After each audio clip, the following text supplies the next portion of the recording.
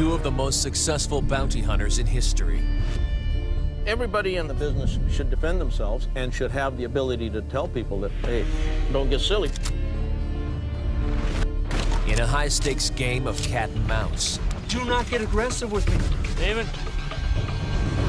He's running. He's running. Finding people who don't want to be found. That's why they ran right when we pulled up. Let me see your hands. Come out here. And doing whatever it takes to get their man. First thing that goes through my mind probably is hope I don't have to kill somebody on the other side. Keep your hands up. Get up against that wall. It doesn't matter where a person runs when we're chasing them. We're gonna find them wherever.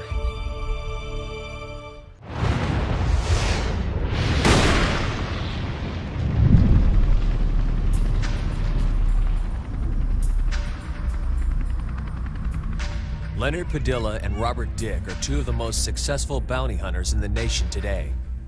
You take a top bounty hunter in this country and let him work until he can absolutely not get a new lead, not find the individual. Give me that file, give me 72 hours, I'll get your results. That's the difference. Today, Leonard and Rob face the responsibility of locating and arresting two wanted fugitives, representing a total of $77,000 in liability to the bond agents who bailed them out of jail. Team members Art Battle and Steve McGee prepare to get started on the first file of the day. Ready to rock and roll. Stephen Osment missed court over 2 months ago and is on the run from justice. Osment has multiple felony charges, including assault with a deadly weapon and battery. His bail is $37,000. Rob briefs the team. Assault, deadly weapon, and battery. 21 years old, 413.85. 5'7", 175, brown over brown. When someone is arrested, provided it's not a capital offense, they generally have the right to bail out of jail. The most common way is to hire a bail bondsman. If the defendant misses a court date, they become a wanted person. The bail bondsman hires bounty hunters to find and arrest the individual. Bounty hunters are not associated with law enforcement. Nonetheless, they have the right to follow wanted people across state lines, break and enter their homes, and arrest them at any time. The team drives to the fugitive's last known address in Marysville, 40 miles north of home base in Sacramento. I don't know about his past history or anything. I mean, the charges are pretty severe. So, I mean, he may not want to go. He may do what he can to stay out. The team pulls over a few blocks away from the fugitive's home. As they watch the house, Leonard calls the number listed on the bail application and poses as a prospective employer. The thing about scamming somebody that a lot of people that watch the shows and things of that nature say, well, you know, isn't that illegal? Isn't that against the law? Isn't this that? If you will listen to some of the scams that I portray myself in or some of the stories that I tell, they're so close to reality that they're not anything other than the guy's wishful mind creating his desire to believe what he's hearing. The law enforcement people that are sworn officers to, you know, and all that, officers of the state, the county, they've got a different set of rules. I don't. I'm a bounty hunter. I'm not employed by the state, not employed by the government. I don't have those rules that tie me up. Absolutely not. Hello. Yeah, Stephen? Bill Terry, you were looking for work last week or 2 weeks ago? I'm cutting some firewood up towards Nevada City. I got to get some information from you. Is there anywhere I can mail you a formal application so you can fill it out and sign it and get it back to me? What is it? Okay, so I'll get that off in the mail to you today, and we'll be starting on the 15th. Have you ever worked a chainsaw before? The man on the phone claiming to be Stephen gave an address just around the corner from the address on the application. But Rob is certain that the phone number Leonard called rings at the address on the application. Nah, that number rings there. That's 742. Okay, well, he's getting an address 1 block down and 2 blocks over. Oh, he is? Yeah. I think he just threw out an address where he's not at right now. Oh, I just hit this one? The plan is set. Rob and crew member Kevin Gazinos approach the front door. Leonard waits out front, and Steve and Art make their way around the back on either side of the house. Rob notices a woman waiting in a car in front of the house.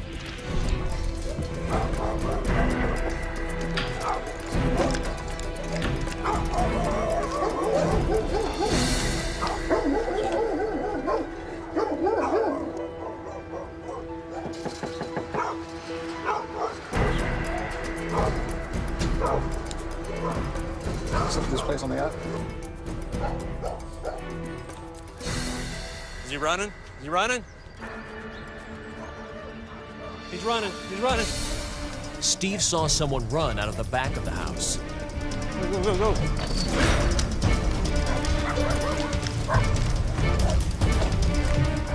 Right out the back.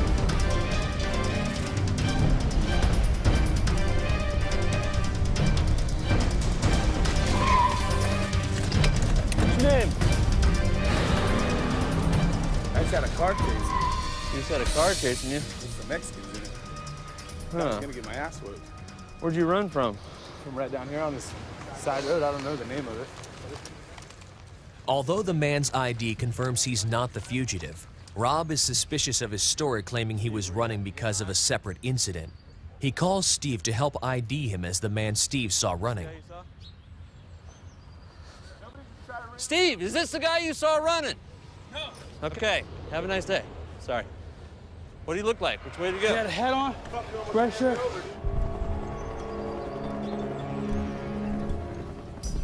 As Rob drives back by Osmond's house, a neighbor flags him down. Huh? Did he just go back in there? Okay, he's back in the house. We gotta get in the back of this house right now. He just come back through the front door? Well, no, but we had somebody run out the back. Yeah, the older guy? That's gonna be Dad. Okay, now Dad's here at the house. I think he's probably gone from here. The car that was parked in front of Osmond's house with a woman inside is gone. Rob worries that the woman was Osmond's girlfriend and that she picked him up and is now long gone. Girlfriend has probably picked him up. She was on foot when we were over there jamming that one dude, and now she's gone in the car. She's come back and got her car. Rob spots her car driving blocks away from Osmond's house. Interestingly enough, the man Rob ID'd earlier is in the car. What's that? Why don't you step out for a minute? Turn around, put your hands behind your back. You got any weapons or anything? Okay, why'd you run out of that house? Why'd you run out of that house? Run out of what house? The house right over there. Run out of that house. Okay, well, why is she sitting in front of it? That's what she thought I was. It's about Steven, right? Yeah. He's got warrants, okay? Does he? Yeah. Well, That's all it's about. Steven hasn't been at his house for quite some time, dude. Really? Yeah. And his dad ain't gonna lie about it. His dad doesn't want him around there because of it. Yeah, but why'd you go taking off then? I didn't go taking off from there, man. I just come running off of this road right here. My wife went over there to look for me. To look I for haven't you? been over there since yesterday. I have no reason to lie. Well, that's what I'm just trying to figure out. I don't get it because she's out front waiting for somebody. Somebody runs out the back. You're saying it's not him that Well, was in the the guy back. that said that you seen somebody run, he said it wasn't me, so obviously it was not me that ran out of the backyard. Right? Well, no, he's not 100% sure. He said the guy's wearing shorts. That ran. Shorts. Well, he'd see my tattoos and see my white hat and see my ponytail before he'd see Here's my thing. If it was you, who gives a We're But talking about if it Steven. was That's me, what I'm I'll saying. tell you. Right, that's what I'm Straight up. saying. Be straight up with me. I don't am care being about all straight this up. other Kevin runs a check on the man for warrants. Are you on probation or parole? Nope. Nothing? Summary from you, Ran out of County. the house. The warrant check comes up clean, but Rob is still very suspicious. You understand my coincidence here? I do. I got a guy chasing Totally. through the thing, and here you come running around the corner. It's a coincidental thing. I don't know, but I'm just trying to figure out if someone ran out of that house and it wasn't you. then where in the did he go? Exactly. Rob asks the man whether he was the one that answered Leonard's scam call. All right. Hey, did you take a phone call? Yeah, I did take a phone call. That was you then, huh? Yeah. Okay.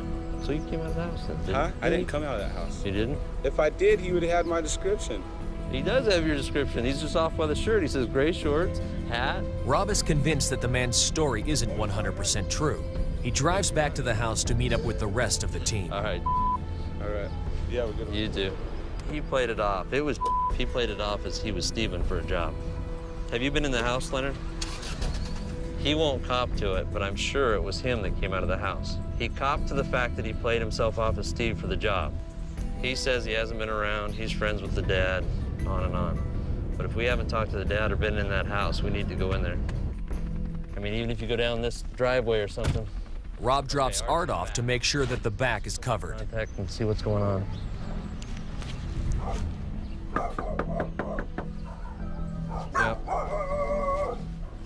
That means he's probably in there. Because, yeah, they moved the dog from here inside. The picture starts to become clearer. You guys were in the... You know what it is? Kevin. I know what it is.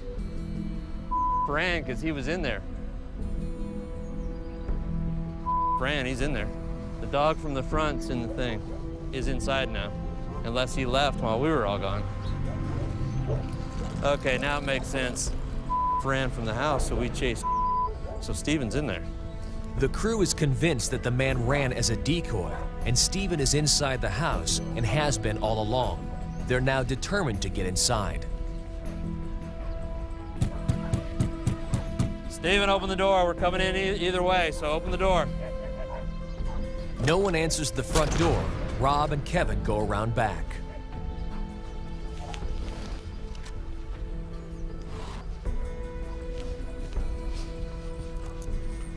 The main reason I wanted you out front is because I got a feeling when we start to make entry, he's gonna pop that front door and run.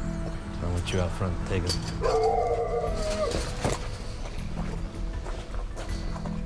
With the house covered on all sides, Rob and Kevin attempt to make entry. Steven, we're coming in. You better come out. Coming up, a game of hide and seek inside a fugitive's home. Come out here. Come out here. You're on probation. Come out to where I can see your hands, partner. Fugitive Steven Osmond is on the run from felony charges. The team believes he's inside the house. We're coming in. You better come out. The house is covered on all sides. Rob and Kevin make entry. Kicking a door and going into a strange house is kind of like just walking into a lion's den in the zoo. At the second your foot hits that door and that door flies open, first thing that goes through my mind probably is, hope I don't have to kill somebody on the other side. Steven, let me see your hands! Let me see your hands! Come out here! This is my house. My kid don't live here. Come out here. You're on probation. Come out to where I can see your hands, partner. Excuse me. Here's better. What's up, buddy? Sit right here, dude. What the is all about? Well, it's called come answer the door. Oh, you guys. I want one taser and one gun behind me. Three of guys in here ain't got nothing in here, man. Right here. Where's Steve? He ain't here. Hi, honey. Sorry to make a mess. How come you guys don't answer the door? Because I ain't gonna. Because I'm tired of you guys with me. Is why. Well, you're already out of jail. No, it's my kid. I don't know where my kid's at. I don't give a where he's at. Well, tell me where he's at so we can leave. I have no idea. Hey, look. I don't. Kevin calms the man down. Rob begins the search for Steven. So that's why we're here. Steven, if you're in here, come out. It's your hands.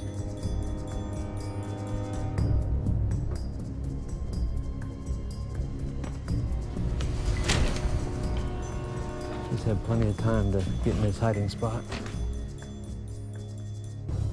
Meanwhile, Leonard, who has been waiting out front, grows frustrated.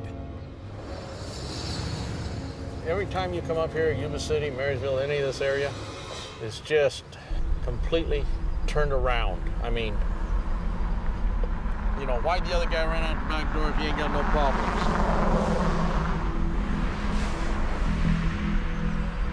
Why is the dad sitting there not opening the door if he ain't got no problems? Leonard wants to have a sit-down with Steven's father. Hey, how you doing? Oh my goodness. He doesn't like dogs. Dogs. Why don't you step out here for a second? Why would say that he led us away from the house so he could hide? Well, I don't know if he said that or Why what. would do that? I don't know if he said that or what. Well, so, I mean, I don't think do that. Rob and the rest of the crew continue the search, leaving no stone unturned. You know, Leonard's talking to him, trying to break him down. You know, sometimes he gets lucky, sometimes those kind of guys will break down and give it up. Otherwise, it's just a steady line of BS, you know. My job now is just to go find him. You know, we're gonna overturn everything we can that a body can fit into and see if he's there. Leonard's having trouble getting Steven's father to talk. His friend took out the back. which obviously pulled us off long enough for him to hide in here somewhere. Yeah, I'm not trying to play Old Western or stare down or anything like that. What I was trying to figure out was if the guy was still in the house. There was still doubt in my mind. Is there a hidden pantry? Is there a place up in the attic? Rob guaranteed me that him and Art had searched the house completely. Okay, I got to go with that. I'm not going to go back over and search it again. I got to have trust in these two guys that they know what they're doing. The dad now, he's got to know what's going on.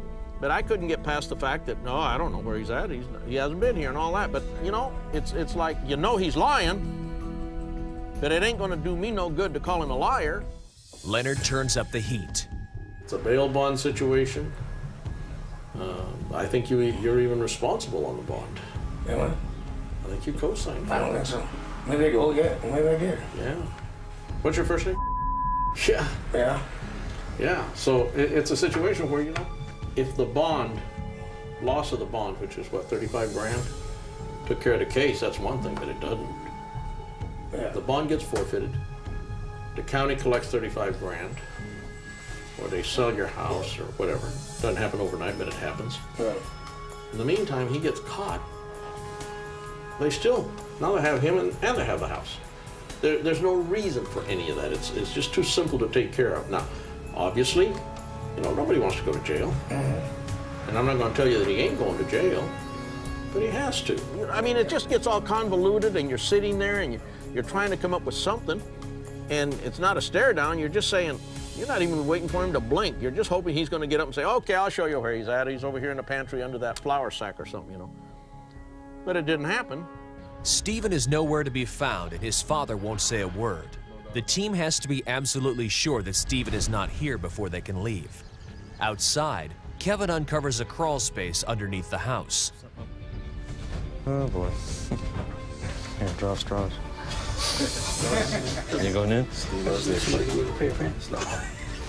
You pull him out of there, I'll buy your pants. Actually, if you see him in there, let's go get the pepper ball gun and shoot it out and bring him come out.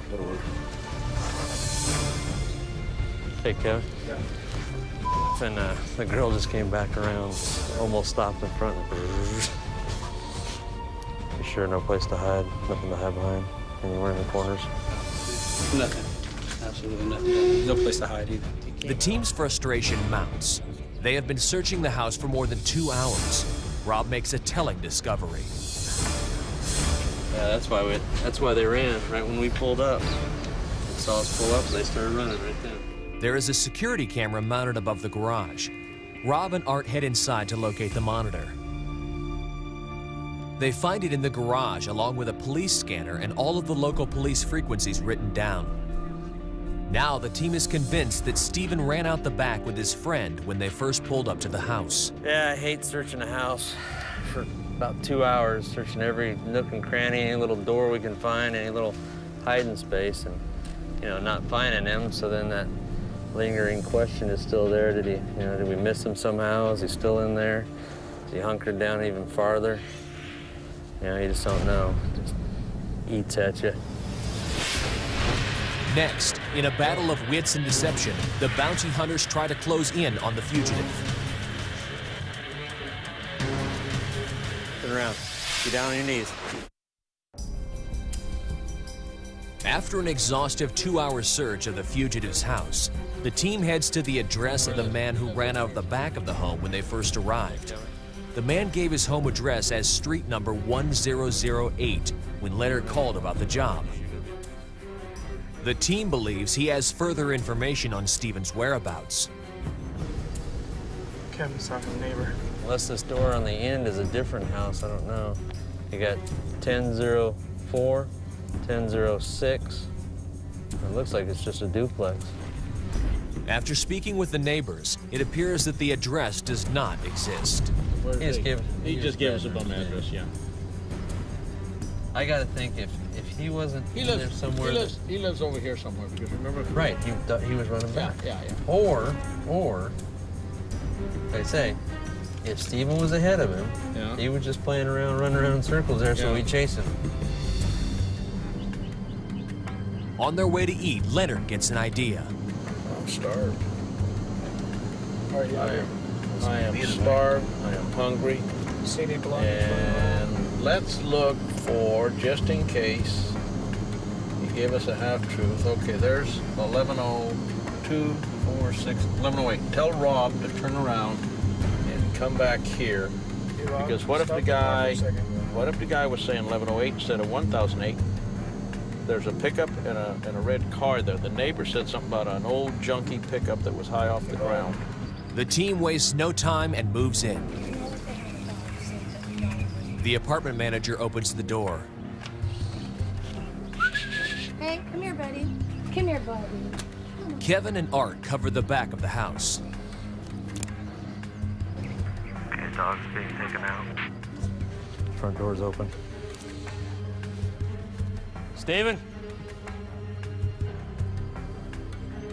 Anybody's in here? Let me see your hands.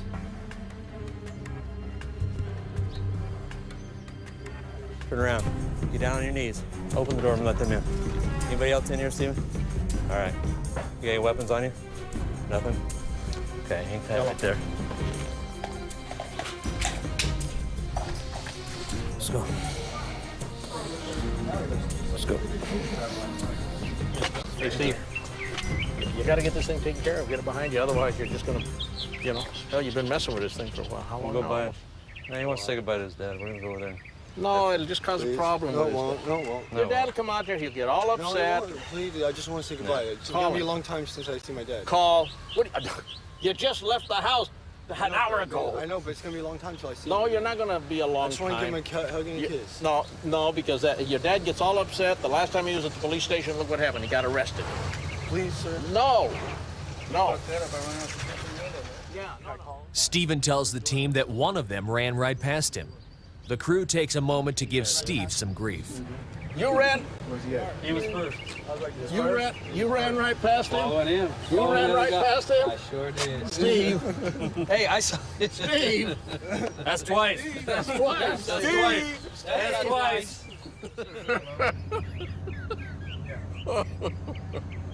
Okay, we got him. Let's get out of here. Now we can go. It's not that they make mistakes; they just give you half-truths, no matter what, you know what they're talking about or who they're talking about. You spend 3 hours on something, and you wrap it up in 15 seconds. It's the way it works. I mean, it's just totally uncanny. What we call luck in this business is closer to being fortuitous or falling into a situation that pans out. There's no such thing as pure luck in this business because you have to get to that point that you call luck. And you're only going to get there through persistence, through thinking, through working, and through imaginative effort. When you put all these pieces together, it's like, okay, he's got to be somewhere around here. And the pieces of the address that we had where he might be happened to be the apartment where he was. On the way to jail, Rob lets Stephen say goodbye to his father. Hey, Dad, they got me. I'm in custody right now. I just wanted to call and tell you I love you.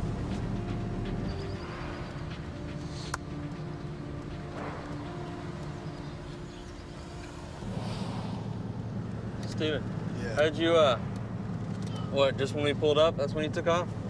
I figured you guys were coming because of the phone call. Oh, that was it. Why'd run, just to get out of there too? Help you? Diversion. Yeah. Worked pretty good. It's all right. I was tired of running anyways. You got away from the cops a couple times, didn't you? The same thing? Yeah, I can't tell you how many people that we've taken into custody, and when it's all said and done, you know, they've said, thanks, now I can sleep. You know, I'm tired of looking over my shoulder. Look over your shoulder every time now, but get some sleep.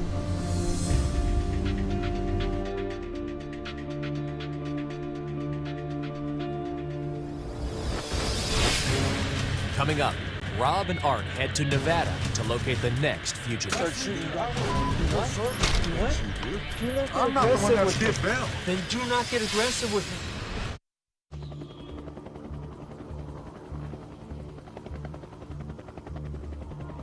Rob and Art make the 2-hour drive to Reno to assist fellow bounty hunter Doug Lewis in the capture of Gino Rivas. Rivas has 2 felony and 3 misdemeanor drug charges out of Washoe County, Nevada.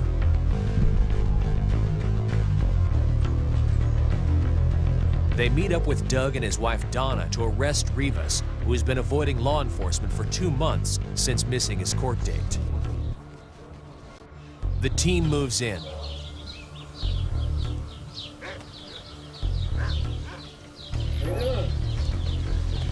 The man that answered the door is not cooperating with the bounty hunters.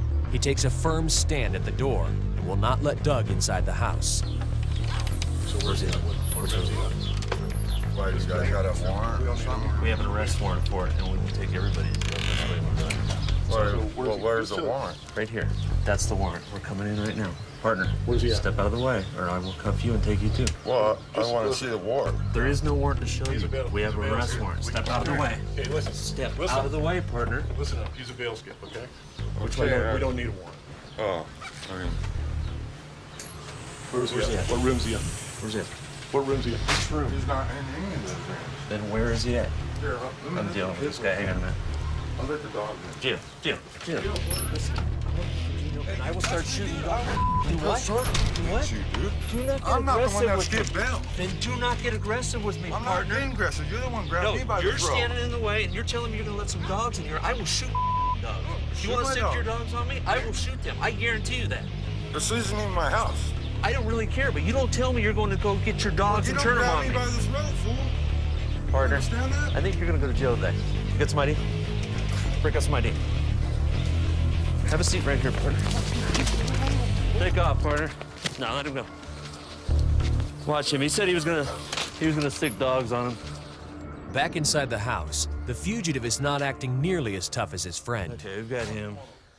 Doug makes it clear to Gina that if he acts like his friend acted, there will be consequences. Okay, don't do anything stupid. We'll have to take you, okay? Oh, no. I got two broken ankles, man. I'm just saying, be cool, okay? Yeah. All right. What, your buddy become track star? Rob explains why he took the friend's threat so seriously.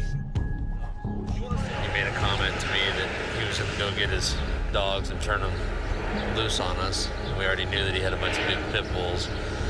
I mean, that's just like saying I'm gonna go get my gun and come back. I mean, it's still a threat. So we had a little talking to, and then I think with his warrants, he decided that there probably wasn't the place to be and took off running. Doug says it's not unusual for people to try and deny entry into the home.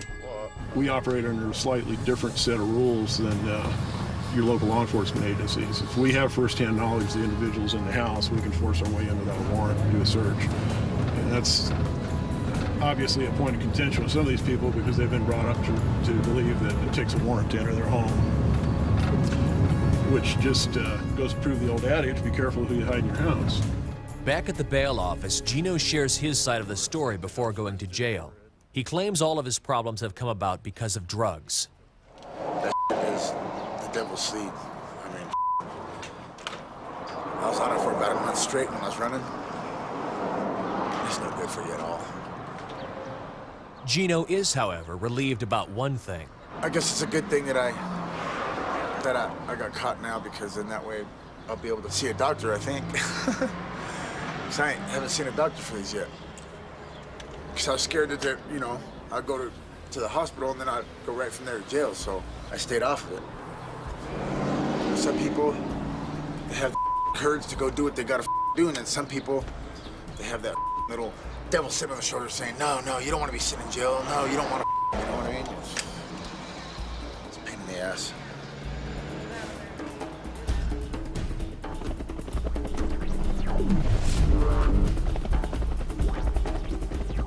It's back to Sacramento and business as usual for Rob, Leonard, and the rest of the crew. An urgent call from a local bail bondsman comes in. Now, just get it over here right away. Okay, we'll see you. Okay, Rob, we got a tweaker. Tweaker, Memorial Day weekend. She's got a bond out of Sacramento, one out of Auburn. Craig chased her all over town for a year.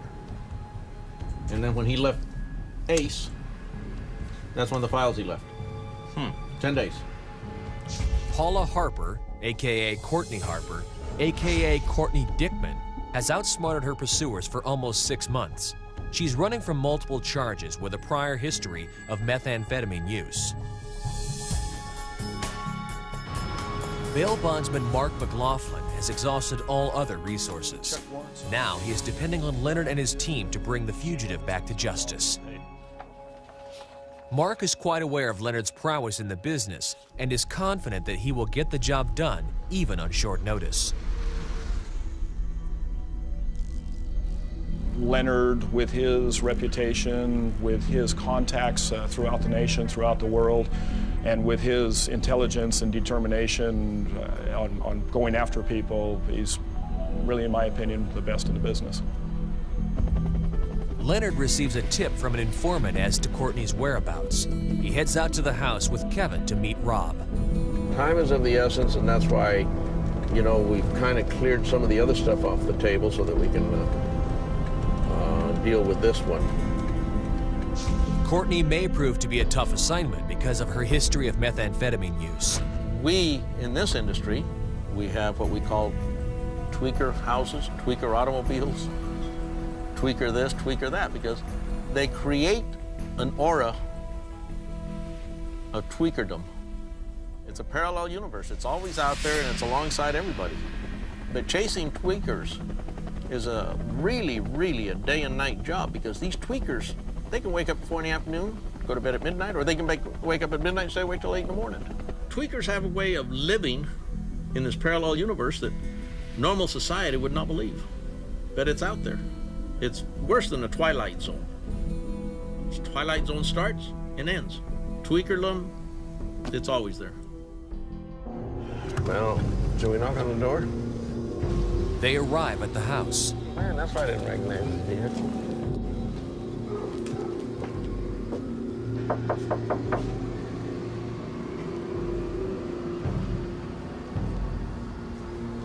They got a tweaker camera. It appears no one is home. Kevin and Rob check the back. There's no one in this room. It's just full of just junk piled up in no order at all, just thrown in here. Bicycle parts, vacuum cleaners, typical tweak stuff. No one's home, but Leonard finds a potential clue in the garbage can. It's only a piece of paper with an address written down, but Leonard feels it may be connected to the fugitive. It's the first time in those garbage cans I found anything with an address on it.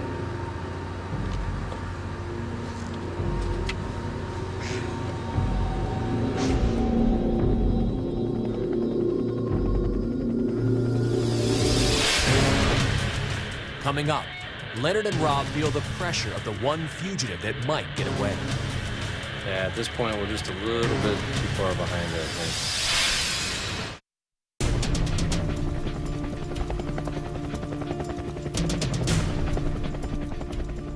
With just days left to find fugitive Courtney Harper, the team needs a break in the case. Leonard is hoping that the address he found in the garbage can will be the answer. The team rolls to the address. The apartment manager tells Leonard that the tenant was recently evicted. She's got 2 warrants. Rob seems to be familiar with the woman. Got evicted. What's her name?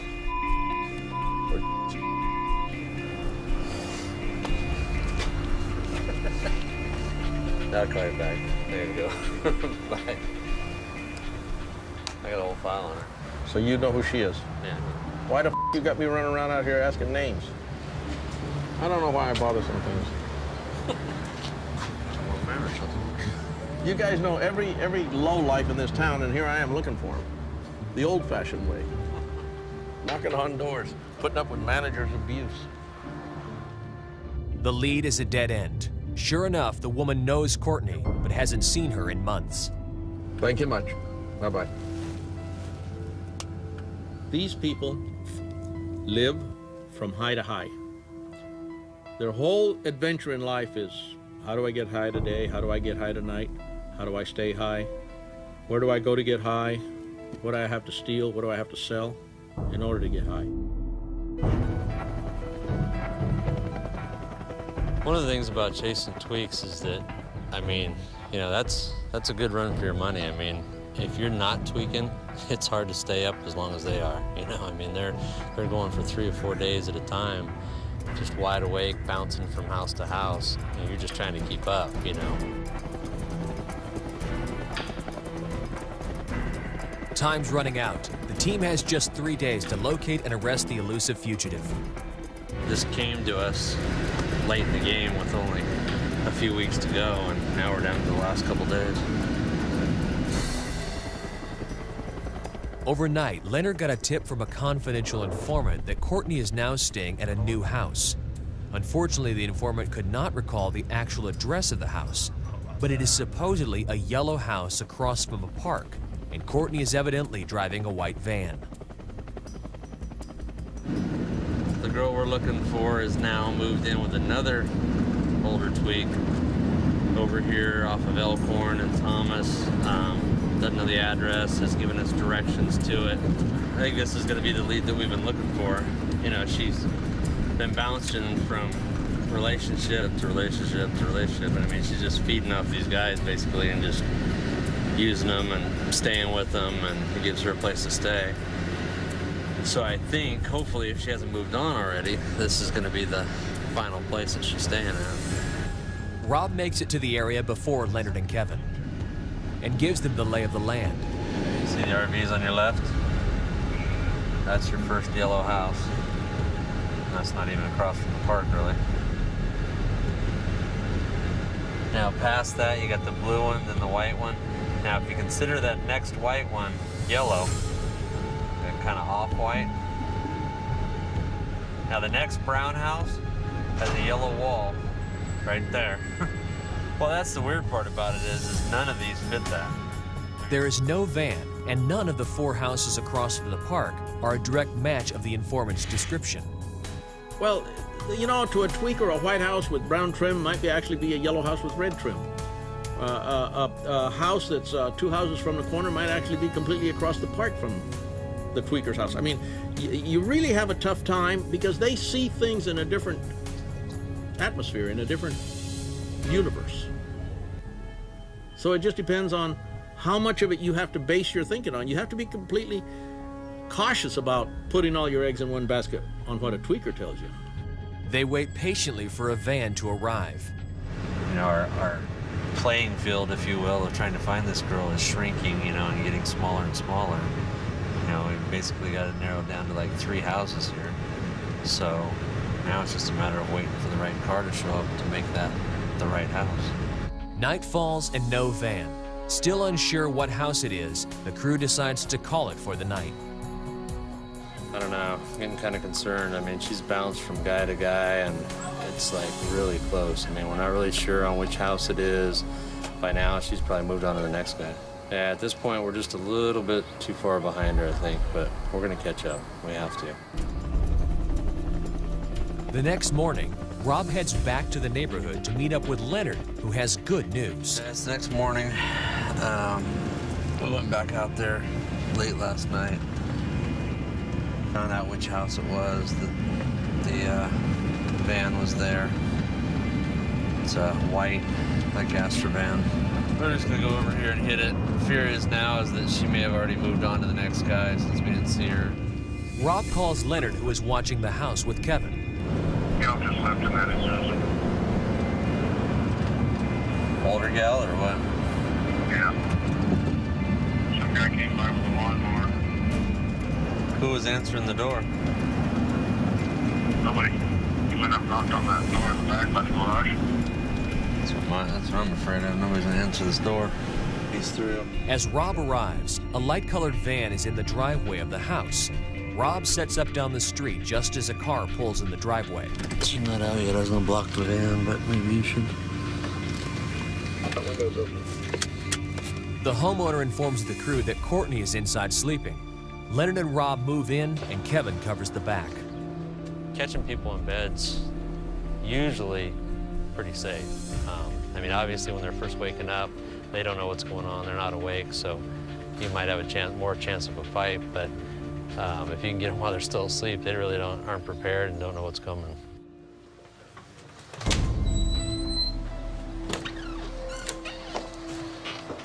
Howdy. Follow. Get up. Get warrants. Yep.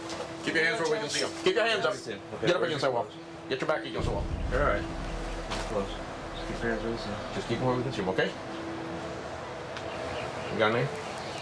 Last name? We're not interested in you, you understand that? Leonard tells Courtney she could have had all of this behind her by simply doing a couple of days in county jail. She was about to cop the ball and spend 40 grand. That's not fair. Where's your pants? Right, hold on. I know you just broke up. They're in the washing machine and dryer. So. Well, we can't wait on that. You got pajamas, and if you don't, we're out of here. No, they're in the dryer. She don't need Stand them. up for a minute. They're gonna dress her down in here. You got ID or anything? Huh? No ID? Now, if the cops came here, you'd have a problem, you know. Keep your hands up. What's this for? It's that warrant out of Auburn that you got one lousy day left on. 1 day. 1 day, overnight. 1 day. Wow, I didn't even know I had a day. I know you don't.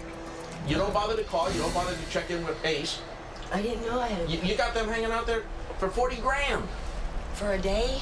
You got a day in Auburn and you got 3 days in Sacramento. Her and her boyfriend, dope all over. There's the boyfriend who's wanted out of God only knows where, Arizona, I think, and he's buffed out. He's just gotten out of prison. She's laying there in all of her naked splendor, and you can see the dope paraphernalia all around the bed, where they quit using it when they fell asleep. And there's no doubt in the morning, you know, regular people get up and have a glass of milk, glass of water, they're just going to start puffing on that pipe again. One's here. Leave you alone. One's under his foot. About Arizona or anything.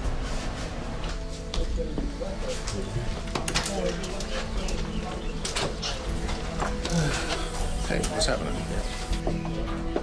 See, I get the detail. I gotta go stand in the dog in the backyard. These guys just walk in and tell her, come on, let's go.